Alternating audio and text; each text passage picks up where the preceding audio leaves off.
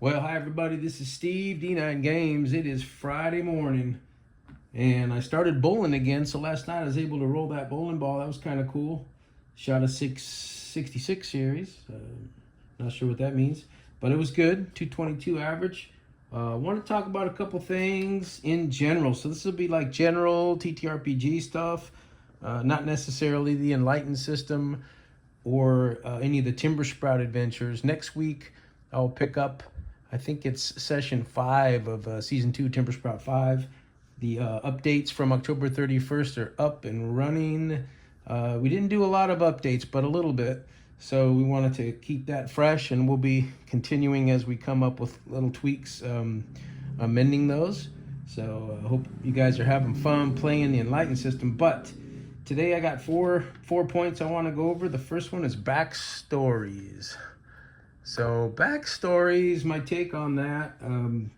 I've probably mentioned some of this before, but I'm always trying to kind of regurgitate things, revisit topics, but keep it short and sweet. But at the same time, get with the GM and see if you can make a hook into the storyline or the campaign that your game master is running.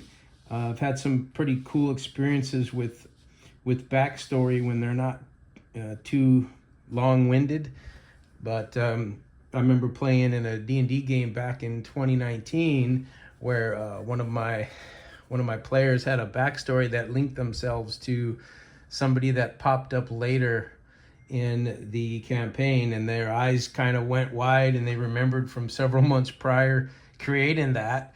And so it was pretty cool to have that happen. So keep it short and simple, not too long-winded, but make sure there's a hook there. So, maybe something there for your GM to use. Make sure it's setting appropriate.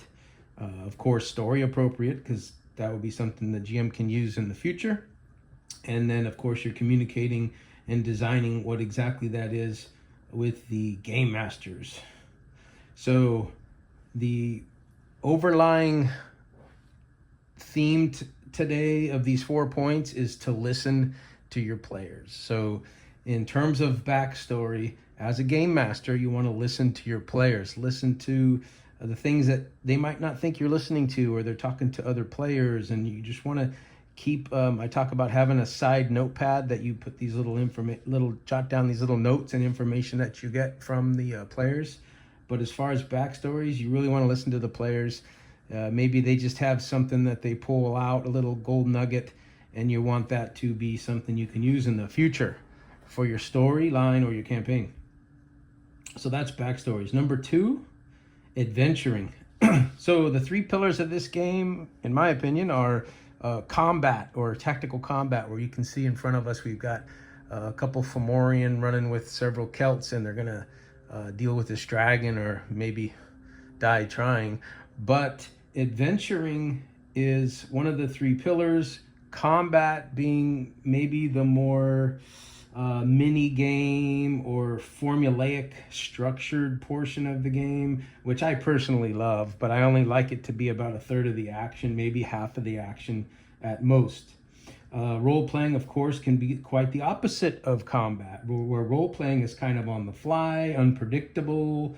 It allows your players to kind of let their emotions flow and not be so cornholed in to a combat where they're on a square and they've got to move, spaces and all that kind of thing. So combat on one end of the spectrum, RP on the other end, and I like to think of adventuring as like that glue that combines the both. And the venturing could be best executed in the theater of the mind, or looking at an overland map where they can say, ooh, what's over here? What's over there? Let's adventure in through and see what's going on. And then you can kind of take them on a journey or adventuring between where the role play will come and go and the combat will also come and go. Adventuring is designed to throw out options so your players can have maximum agency. So one of the things that could happen in your game, if you're not too careful, is you could kind of railroad your players and their characters into a storyline that you've created, or something in your mind that you want them to follow a track. So when you really put some effort into adventuring, where you throw out an overland map, they've got an infinite amount of places they can go, and that gives them some agency as to, hey, we're going to the mountain, or we're going to the sea, or whatever the case is. And then you go from there with your prep. And I'll get to that in a minute, how you can actually use that and not always have to prep on the fly. So bear with me. But sometimes it's best in the theater of the mind with adventuring, while just looking at the general overland map. Like I said, it allows foreshadowing, and that will promote the player choice and GM prep. So really, like I said before, you're kind of meshing RP and combat together with the adventuring. But the theme, once again, even with adventuring, listen to your players. Listen to the players. And what we do at our table, I like to promote this anyway, is having a caller, which especially having a bigger group, 6, 7, 8 people, you really want to assign one player, and I believe it's normally our priest who's the caller. So they all kind of chat back and forth. You're making your notes as you hear things. You're making little notes for like, hey, there could be some, I hear there's a troll up in the hills. So you make a note of that, and they can see that on a future session. But you listen to your players, and the caller's going to say, here's what they want to do. And this ties itself into one of my other points, point number 3, which is an end of session choice and decision.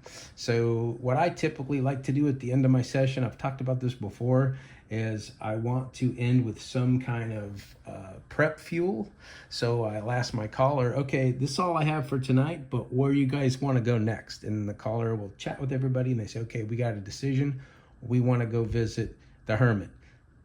Great. That gives me something in between sessions, which is usually a week, to prep the hermit's environment, maybe the hermit's lair, or the an encounter on the way to the hermit. So I could pop something out on the table.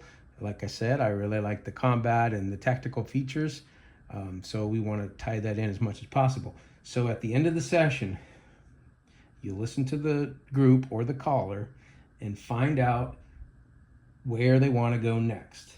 So that can give your game master, yourself, if you are the game master, a meaningful prep between sessions. And for example, if you want to run a session 0 and start a game, you might start with character creation, and maybe you guys are all in the tavern, let's go around the horn. What do you think? What are your thoughts? There's a guy that comes in, he's stumbling, he's bleeding. My whole party's been wiped out. You got to help me get back there and avenge my party. They also dropped a bunch of treasure and magical items. Okay, let's go. But that's how you do your session 0. You create the characters, you create the scenario, and then you leave them on that cliffhanger and say, okay, next week I'll be ready to go if you decide to follow this guy and go into the cave or wherever he's at. So again, the theme is, with all these points, this is point number 3, listen to your players. So at the end of the session, you want to find out where they want to go and not always kind of railroad them or whatever the case may be. Some of you are awesome at this. You're already doing it. It's great. But this is just things that were on my mind. I wanted to get out there to hopefully help you run your game. The last point I have is labeled player equity. And it really doesn't, it's hard to use this in terms of the listening to your players theme, but maybe it still applies. Player equity. So it's designed to give all your players, including the game master, equal game time, equal time at the table. One of the reasons why I like the Enlightened system is it generally takes a little more time away from the GM and puts it on the players as we go around the horn, and then that kind of adds to this player equity. But it gives equal playing time and or roles. So you really want to avoid, or try to avoid, but at the same time, you don't want to avoid the squeaky wheel. So you've got one player at the table. They're always trying to take the spotlight. They always want to make a roll. They make 3 or 4 or 5 or 6 different perception rolls, and this roll and that roll. And it's fine, but they get one roll around. And so if they have an exciting thing to say, great, let them do it. Let them roll for it. Tell them what happens, and then immediately give everybody at the table a chance to add to that situation. Then they can start it up again, and that might be where you start your initiative every time if you have somebody that is just on the edge of their seat. You kind of want that excitement, so you don't want to pour any water on that. So put fuel on the fire, but equal playing time. Maybe your aggressive player takes the lead, but then, like I said, proceed and give all the players the floor. So we sometimes use a community rolling box, and that's where we normally play player to the left of the GM starts the round, and I give them the rolling box. So they know they have one roll when adventuring or one roll when role-playing, and in combat there's two rolls. There's a roll for action and a roll for reaction. So I give them the community rolling tray, and they roll their roll, and then they pass the tray to the next person. So you know who's got the floor. It rolls around the table, one roll each. I mean, there's times you can, it's just a guideline. So you might have a time where there is a couple rolls, whatever. Maybe you want them to roll an extra roll because they're trying to attack somebody running a mental spell on them or something, whatever. But the idea is player equity.